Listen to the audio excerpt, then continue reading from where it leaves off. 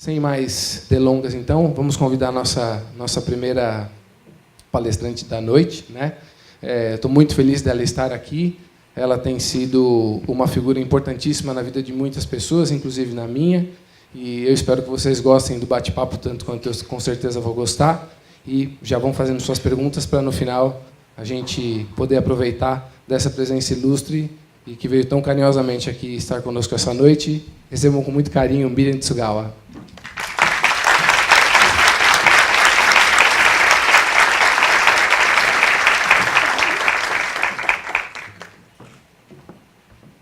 Eu vou me esforçar aqui para fazer funcionar, porque eu ficar a pé tudo bem, mas a minha convidada eu não posso deixar, né, gente? Vocês entendem.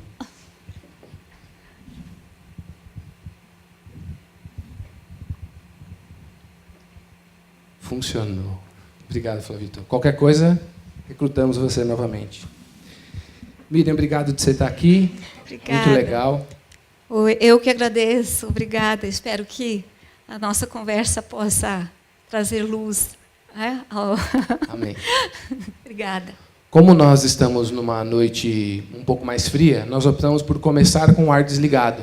Então, nós vamos ligando e desligando, né, para equilibrar a temperatura. Então, como vocês sabem que eu estou gripado, vocês não reparem, deixei uma blusa escondida aqui, então pode acontecer de eu vestir, tirar, e está tudo em casa. Vocês me perdoam aí pela descompostura, né? Então, vamos lá. Miriam, templo budista, conta pra gente como começou a sua história, como é que era na infância.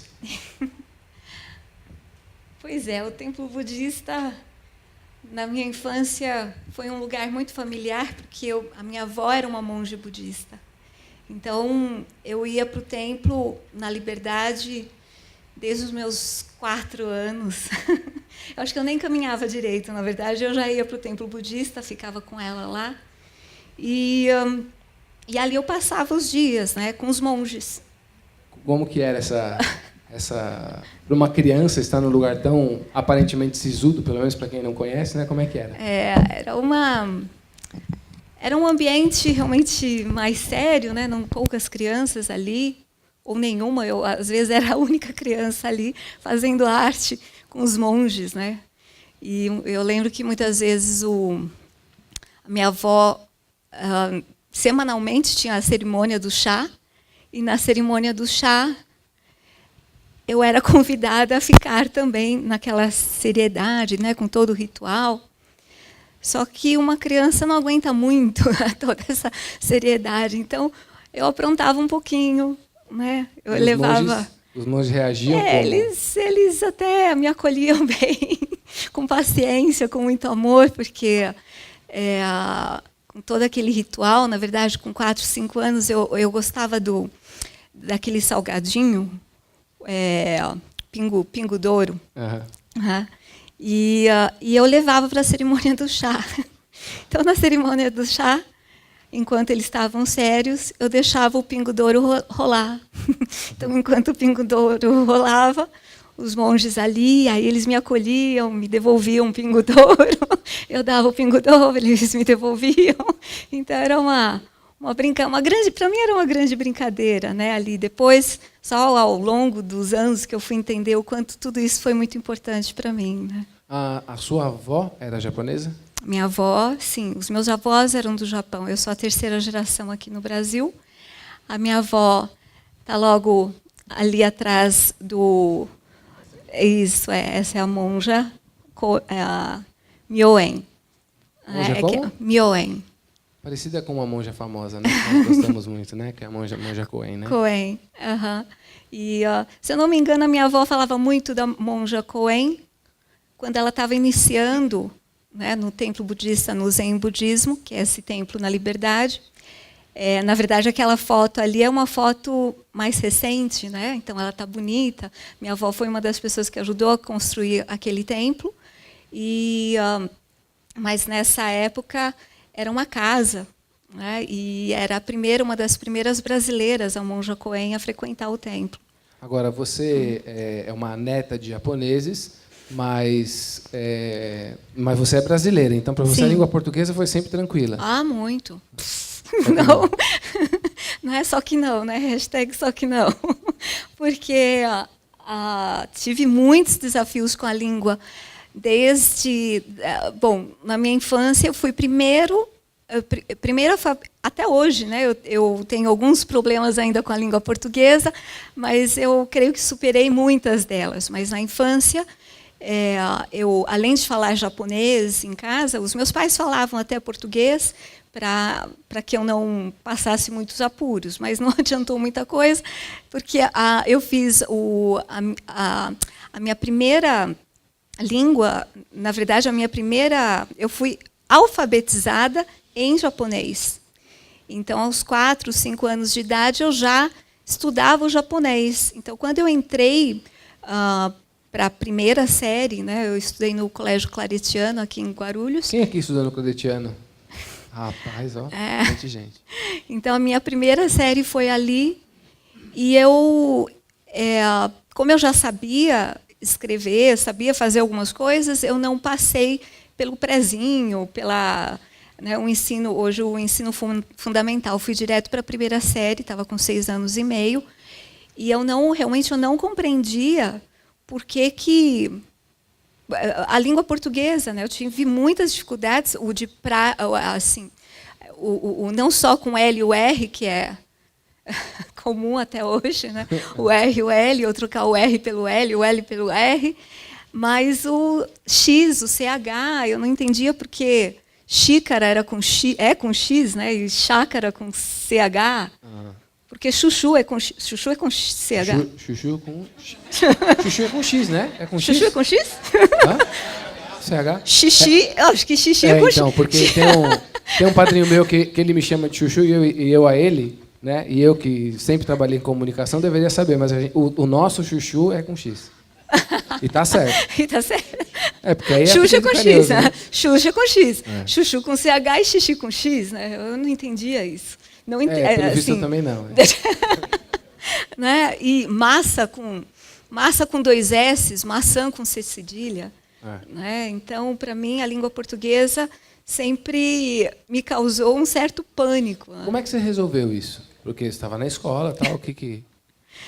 Eu tive orientações, né, professores particulares, porque como eu já tinha uma fluência no japonês, sabia ler alguns ideogramas já, então era bem delicado essa questão da nossa, do que a gente chama, né, da nossa letra romana, né, o romaji no japonês.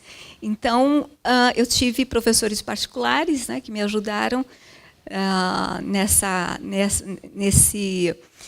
meu ano fundamental, né, mas foi com muito esforço mesmo e dedicação, muita caligrafia, ortografia, né, caderno de ortografia e caligrafia para eu conseguir dominar a língua portuguesa de uma certa forma. Dando um pouco de spoiler, né, em algum momento o inglês, a sua vida correu muito para o lado do inglês, né, a gente vai falar um pouco mais. Sim. Ele entrou na sua vida, né? Como é que foi? O inglês entrou na 5ª série. Né? Na 5ª série entrou a língua inglesa. Na verdade, a minha mãe era fissurada pela língua inglesa. Então, ela sempre carregava os livros de inglês com tradução em português, em japonês. E eu sempre muito curiosa. Então, na 5ª série, eu lembro que eu ganhei o professor fez um sorteio de um curso de inglês. E, na verdade, eu fui sorteada. Então, e assim eu fiquei muito feliz. Eu falei, eu cheguei em casa e falei para o meu pai que eu havia sido sorteada por um curso de inglês. E eu pedi para que ele me levasse a essa escola. Meu pai, um tanto descrente, mas eu não mal falo português, quer falar o inglês agora. Aí ele, muito descrente, ele falou, ok, então vamos pesquisar escolas de inglês. E ele me levou para acho que todas as escolas que ele encontrava aqui em Guarulhos e em São Paulo. Só que aí ele me colocou em uma na Liberdade. Sempre paro na Liberdade. Mas porque tinha um valor menor. Né? Ele não podia pagar uma escola. Né? E eu acabei começando o inglês na 5ª série, nessa escola na Liberdade. Você gostou da escola? Gostei até um certo ponto. Né? Então, fui... mas e na época não tinha internet, né? Então era só videocassete e fitas cassetes. Então, eu estudava, mas eu tinha um desafio que era conseguir ter uma fluência. Eu imaginava ter uma fluência, como eu tinha conseguido a fluência, de certo modo, no português, conseguir a mesma fluência no inglês. Então, na verdade, quando eu estava na sexta ou na sétima série, eu decidi que essa escola não estava mais me atendendo a um grau que eu necessitava. E aí eu comecei a estudar muito sozinha, fui um tanto autodidata e vim parar, na verdade, numa escola aqui em Guarulhos, chamada Núcleo Americano, onde a Fátima, né, que era a Fátima e o Cláudio, que eram donos da escola, eles me acolheram e me puseram num nível já intermediário. E lá eu comecei a estudar mais até para passar nos testes oficiais, né? E foi aí que com 16 anos, eu tirei o meu primeiro certificado internacional, que é o TOEFL. E você tinha também umas artimanhas que você usava para treinar seu inglês? Ah, sim. As minhas artimanhas, na época, como não tinha internet, e meu pai não tinha muitos recursos financeiros para atender uma boa escola, não uma escola cara, ou pagar um professor particular de idiomas, aí o que eu fazia? Na época tinha o Classificados Primeira Mão. Não sei se alguém lembra de Primeira Mão. Não é da época. Todo mundo é muito jovem. Eu acho que sim, primeira mão não faz parte. E eu abria o classificado na parte de professores de inglês, e eu sempre selecionava os professores internacionais. Então, professores que vinham de fora, professores em São Paulo, mas eram de Nova York. Então, o que eu fazia? Pegava o telefone e ligava para eles, e batia um papo assim, hello, você pode falar comigo só um pouquinho em inglês? E assim eu fui, eles foram me ajudando. O online na época era pelo telefone mesmo. E eu dizia para eles, olha, que eu não tenho dinheiro para te pagar, eu gostaria muito de te pagar, mas eu não tenho como. Mas eu gostei muito de conversar com você. E aí eles deixavam até, assim, olha, quando quiser você pode me ligar de novo. E às vezes eu ligava. Então, isso acabou dando certo, né? E teve uma vez que um professor falou, mas quantas vezes você viajou para os Estados Unidos? Aí eu dizia, I have never been to the US. Né? Eu nunca estive nos Estados Unidos. E aí ele falava, you're kidding.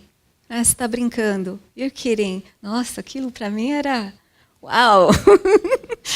E aí o inglês virou profissão para você? Sim. E aí o inglês... Vocês viram, né? Quase que eu falo inglês. Ela é japa mesmo. O ingresso, né? É sério, né? O ingresso virou profissão... assim, com 16 anos eu comecei, depois que eu vi que era possível tirar o TOEFL, e na época não tinha, hoje sei que tem no Carbonel, na época só tinha no Morumbi. Carbonel é o único que tem em Guarulhos. Né? Muito legal. Muito. E Guarulhos merece, né? Estava na hora de ter o TOEFL aqui em Guarulhos. E, na época, eu fui até o Morumbi. E meu pai nem sabia chegar ao Morumbi. Na verdade, pediu ajuda. Não tinha Waze também? Não tinha Waze, não tinha Google Maps. E aí um advogado, amigo dele, que nos ajudou. E ele, pacientemente, me levou até o Morumbi. Ficou ali 4 horas me esperando, esperando a prova terminar. E assim, eu tirei o TOEFL e comecei a dar algumas aulas, em umas escolas aqui em Guarulhos. Com 16 anos? Com 16 anos. E aí você, logo em seguida, você fez uma mudança de carreira, né? Sim. Aí, como eu queria muito trabalhar, com 17 anos, eu decidi que, como tinha muitas críticas em relação ao inglês, eu acho que até hoje, né, com algumas pessoas... infelizmente, né, que dão aula de inglês, eu já ouvi muito, você dá aula de inglês, mas para trabalhar, o que você faz? Né? Oi? Como que é? Então, eu falei, bom, então eu preciso arranjar um emprego, porque parece que professor de inglês não é emprego. Não tá valendo. Aí, eu, com 17 anos, eu resolvi entender como era a vida lá fora. E eu falei, bom, tenho inglês, tenho português, tenho japonês, então vou procurar emprego. E resolvi procurar emprego e fui parar numa multinacional japonesa, Toyomenka do Brasil, Tomen Corporation do Brasil, que era uma empresa de importação e exportação. Eu tinha acabado, na verdade, eu ia prestar o vestibular para comércio exterior. Não tinha passado em comércio exterior ainda. Então, era o meu último ano, estava no 3º ano do colégio, e eu fui prestar comércio exterior e procurar um emprego na mesma semana. E eu passei no emprego, depois de 3 horas de entrevista em português, inglês e japonês, eu passei para trabalhar nessa multinacional e eu ainda fui um pouco arrogante, né, no dia, porque o entrevistador falava, ok, então você vem aqui amanhã trabalhar. Eu falei, amanhã? Não, amanhã eu não posso, porque amanhã eu tenho vestibular. Se eu passar em comércio exterior, eu venho trabalhar aqui. É muita arrogância. Mas eu não sabia se eu ia passar. Eu já tinha um emprego, mas não tinha passado no vestibular. Então, isso foi numa terça-feira, e o vestibular era quarta e quinta. Eu sei que foi sexta-feira, não, quinta e sexta-feira o vestibular. Sexta-feira eu cheguei em casa e o telefone tocou. E era da empresa, o entrevistador, o senhor do RH, me perguntando se eu havia passado no vestibular, quer dizer, como tinha sido a prova. Aí eu falei, uai, acho que eu fui bem. Ele falou, então segunda-feira aqui. Eu falei, é melhor não abusar, esperar falar para ele. Eu ia falar, o resultado só sai daqui uma semana. Mas aí eu achei mais inteligente não falar isso, e na segunda-feira eu estava lá para fazer os exames e começar a trabalhar. Quanto tempo você ficou lá? Pois é, 6 meses. Uma das perguntas que ele me fez ao entrar foi, você só tem 17 anos, porque eu deveria te contratar, porque nós só contratamos com maiores de idade. Eu falei, o meu aniversário é em julho, e era janeiro, né? Nós estávamos em janeiro. Falei, bom, meu aniversário é em julho. Eu não acho que quem eu sou vai mudar durante 6 meses. Então, os valores que eu tenho hoje, não acredito, eu posso aprender mais. Eu tenho certeza que em 6 meses eu vou aprender mais. Mas não serei uma pessoa diferente do que eu sou hoje. E com os meus valores, com o que eu acredito que é certo e errado, com os meus erros e acertos, eu acredito que essa sou eu. E assim fui contratada. Eu também teria contratado. Eu também teria. Mas você ficou 6 meses lá. O que aconteceu para você sair tão precocemente? Eu fiquei, na verdade, assim, eu vendo o cenário hoje dos millennials, né? Eu acho que eu estava numa época errada nesse emprego, né? Porque eu passei em comércio exterior. E era uma empresa eu trabalhava no setor de máquinas e metais.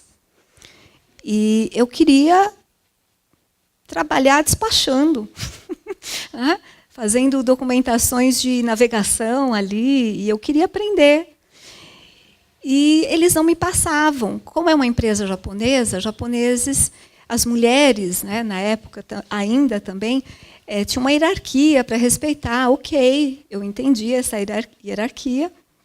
E eu era somente auxiliar, e tinha um assistente na minha frente que fazia todo o embarque, o desembaraçamento das cargas, né, da importação ou da exportação. Mas eu estava aprendendo, então eu queria pegar documentações. E eles me colocavam para servir café, arquivar documento, passar fax, né? E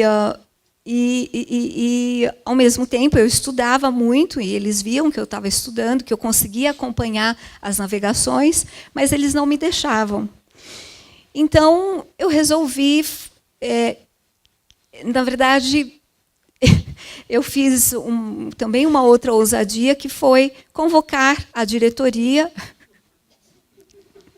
e a gerência para uma reunião.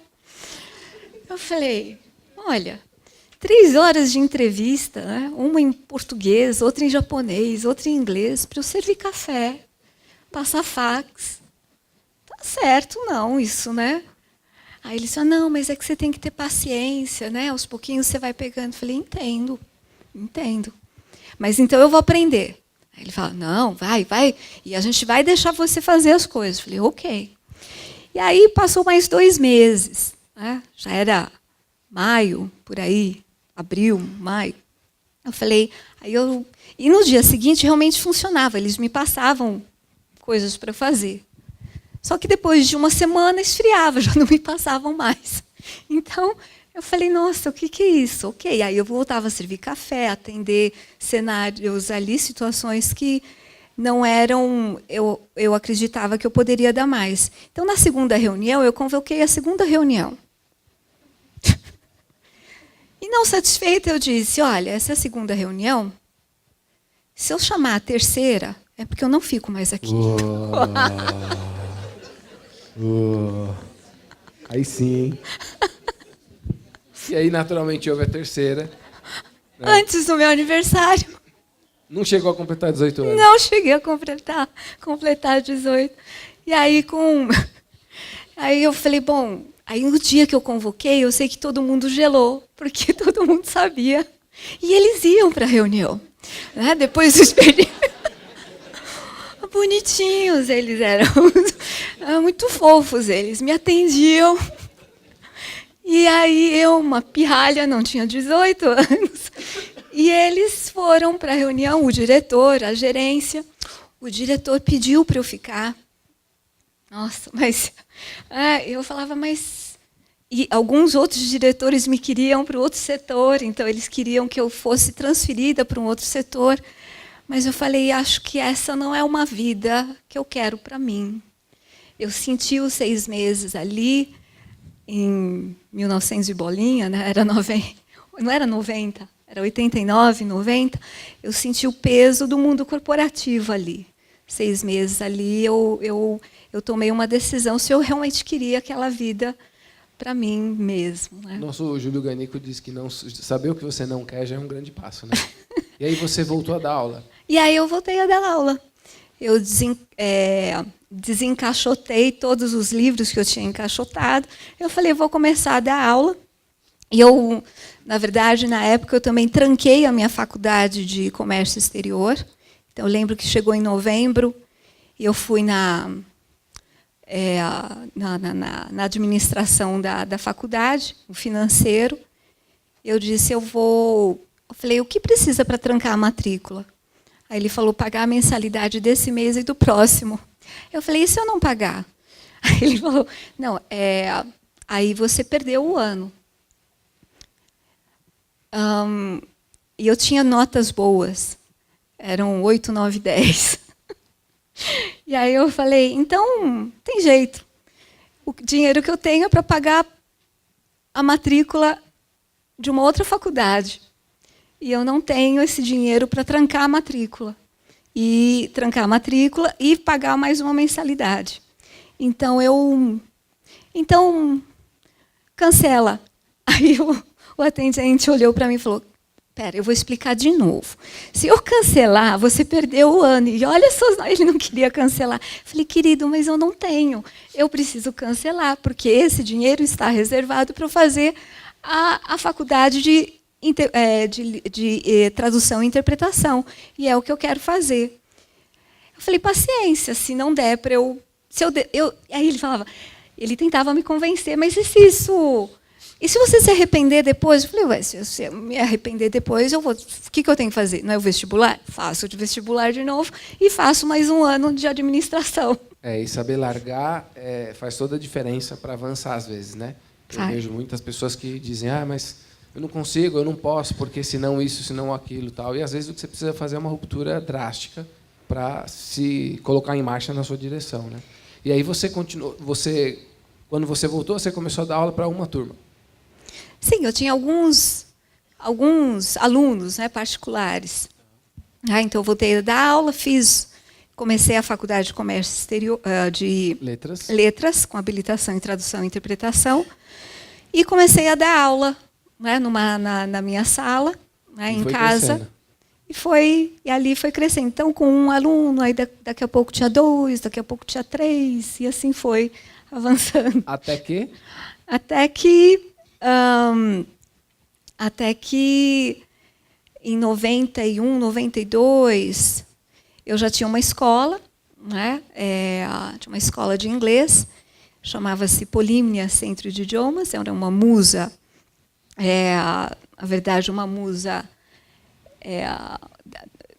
né, da mitologia grega, e eu comecei a também, como eu já estava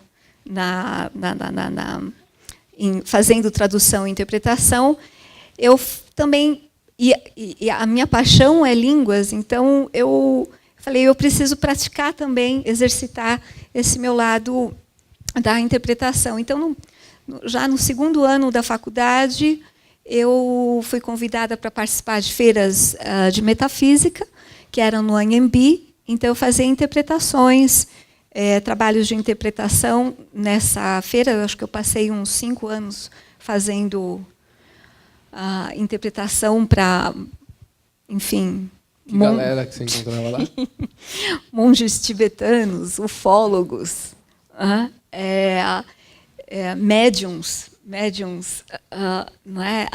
Médiums americanos e brasileiros, né? Então eu fazia várias, tinha terapeutas de várias áreas, né? Musicoterapeutas também. Como é que você estar lá naquele meio mudou a sua vida, assim, impactou sua trajetória? Eu acho que lá me caiu a ficha que eu tinha talvez uma missão com o ser humano. Né? Não era só com o idioma em si, mas também com as pessoas. Né? E ali, porque a energia fluía, né? Fluía muito bem. Eu lembro que uma vez, nessa feira de metafísica, eu estava fazendo uma interpretação entre um médium americano e uma médium brasileira. E, às vezes, eu não tinha todo o vocabulário daquele momento, mas a energia fluía também. Né? Então, teve uma hora que o médium queria falar em magia branca e não saía a minha palavra, e ele falava assim, "Oh, that's okay. I mean, good macumbaria, not a bad macumbaria." E eu fazia as traduções, né, as interpretações ali do meu jeito, com uma conexão muito genuína, com amor, né, com as pessoas. Então, ali me caiu uma grande ficha ali, que eu tinha também algo a contribuir em relação a ajudar as pessoas também. Você uma vez falou para mim, né, sobre a sua percepção do ser humano, né, quando a gente conversava, e você colocou esse raciocínio em pé, né, de que para você o ser humano é um ser biopsicossocial. Hoje, com essa, né, um pouco mais madura, né, eu percebo o ser humano sendo um ser biopsicossocial. Né, o biológico, porque toda a questão hoje eu faço, né, eu trabalho com análise comportamental também, então todo o nosso biotipo, né, o biotipo de cada um, ele influencia na nossa atuação todos os dias. Então, nós somos compostos de energia, de células, né? E uma composição que também que é genética, e não podemos negar essa nossa herança genética, que influencia nas nossas questões psicológicas, né? Em como nós percebemos a vida, e como a vida também contribui com essa nossa percepção, cada um com o seu biotipo. E essa vivência que a gente tem, que afeta também o nosso psicológico, socialmente, como nós devolvemos isso. Né? Como nós conseguimos devolver, então, tudo que nós percebemos, cada um do seu modo. Por isso, eu acredito muito nessa questão que pode ir além até, né? Pode ir até essa questão mais que hoje a gente estava comentando, né? Na questão mais espiritual também, né? Um ser biopsicossocial e espiritual. Então tem toda... E com isso, assim, ter essa percepção do ser humano nessa complexidade, eu penso que isso deve contribuir muito para o seu trabalho, né? No atendimento das pessoas em coaching e tal, para que elas ajustem as velas delas, né? Como que você acredita que isso contribui para que você consiga continuar sendo útil para as pessoas? Analisar o ser humano dessa forma tão complexa, né? O ser humano é complexo, né? Então é muito difícil a gente simplificar o ser.